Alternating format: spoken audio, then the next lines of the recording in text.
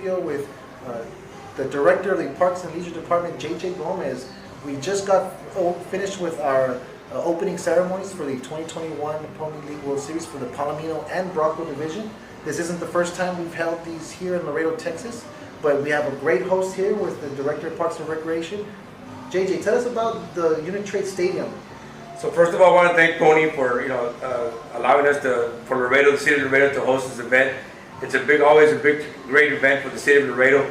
Currently, right now, we're at Uni-Trade Stadium. It's a unique stadium because it hosts a minor league team that actually plays in two countries, which is in Mexico and in Texas, in the United States. So it's owned by the city of Laredo. This building was built around 12 years ago. Currently, it's about 3 years. 3 years now that we put new turf on the field. We put it to AstroTurf. So it's a beautiful stadium. It's the pride and joy of Laredo. We play all the way from high school ball. We have a big tournament called the Border Olympics, and we bring 50 teams around the state of Texas. So a lot of playoff teams want to come play here during the high school playoff seasons because they know of the beautiful stadium and the environment, and just major league experience in a smaller scale. JJ, tell us about the turf. How has it improved the ability to maintain the field and also the uniqueness of it, right? It's something that's unique to this particular stadium. Nothing's like it around. Right, that's correct. So the turf is, first of all, we have natural grass here, but here it's always 110, 115 degrees. So to maintain that grass is a lot of water. So after doing some studying and put studies to it, we were able to convert it into turf. It was a great investment that the city of Laredo did. And then along with that, we have to put the bases are made out of dirt because in the Mexican League, you cannot have all full turf field. So if you remember back in the old days, I probably remember when we were younger, when the old Astrodome was all turf, the bases and the pitcher's mound were dirt. So we kind of followed the same concept like the old Astrodome, that we have all the bases and the pitcher's mound are still dirt. So not like all other AstroTurf stadiums that the whole field is turf. These have dirt bases around it, so it's unique. Everybody thinks, anyway, is that dirt or grass or turf? So yes, it is dirt, and the infield is turf. Beautiful, beautiful. And tell us about the Parks and Rec department. How many baseball fields do we have here in Laredo, Texas? So currently we have baseball/softball fields. We have a total of about 52 fields, okay, throughout the city. From pony leagues, little league, we have different leagues that play here. Softball as well. So we have about 52 fields that play baseball and softball. And then soccer, we have another 22, 23 soccer fields. And growing, so we're still looking to improve the quality of life here for our students in Laredo, so that they will have something to do when their kids are. We talked earlier about little coaching, the kids playing ball and when they're growing up. I always remember my little league days, and we want to improve those kind of fields. To me, I've always believed, and I tell the staff, is the most important equipment in any sport is the field. The field has got to be well taken care of. We have our challenges, of course. We have, there's some fields that, are not like this field, but we would like to hopefully improve the fields for our kids. That's awesome. That's beautiful. We have the Palomino division playing here at Uni-Trade. That's correct. The Bronco division is also here in Laredo for the World Series. Where are they playing? Broncos playing, and currently it's called Benavides Softball Complex. That was challenging because we had to convert a softball field, which is 300 feet, into a 12U field.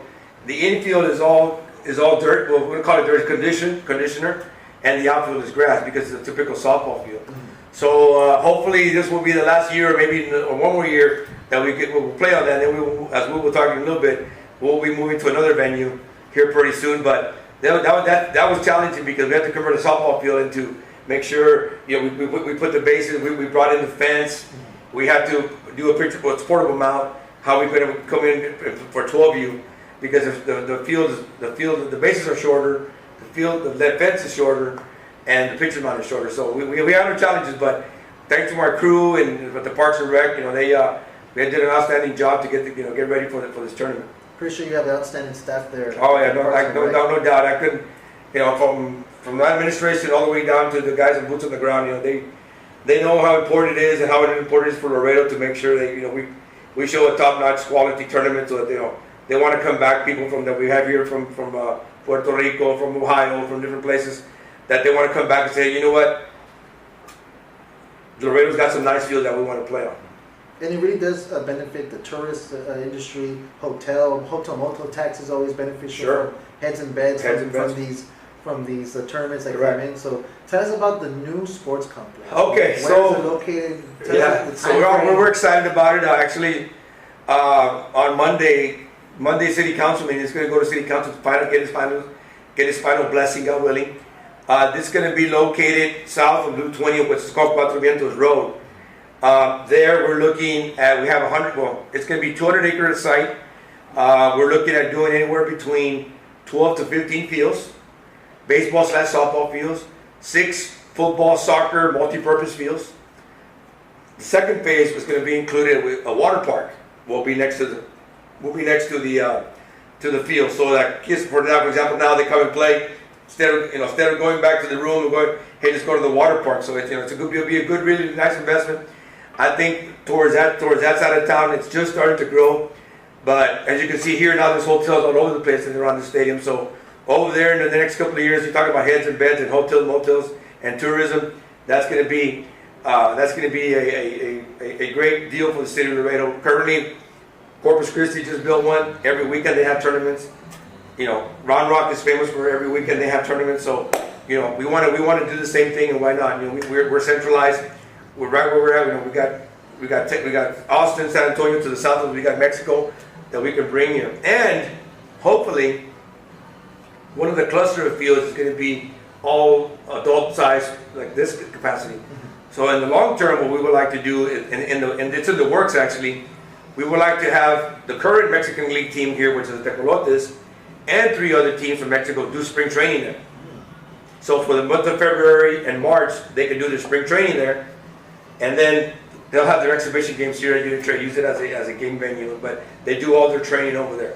So there's a lot of good things coming forward, that's coming to Laredo. We're excited about it. It's going to take some hard work, and of course, if you want something good, you got to work at it, and hopefully we'll start moving dirt within the next 4 to 6 weeks. So if it's approved by City Council on Monday, what would be the time frame from then until we can have a tournament then? Okay, so I hate Ballpark figure. Ballpark figure, completely. Okay, so the plan will be, God willing, to build from the inside out. Okay. Build the fields first. Yeah.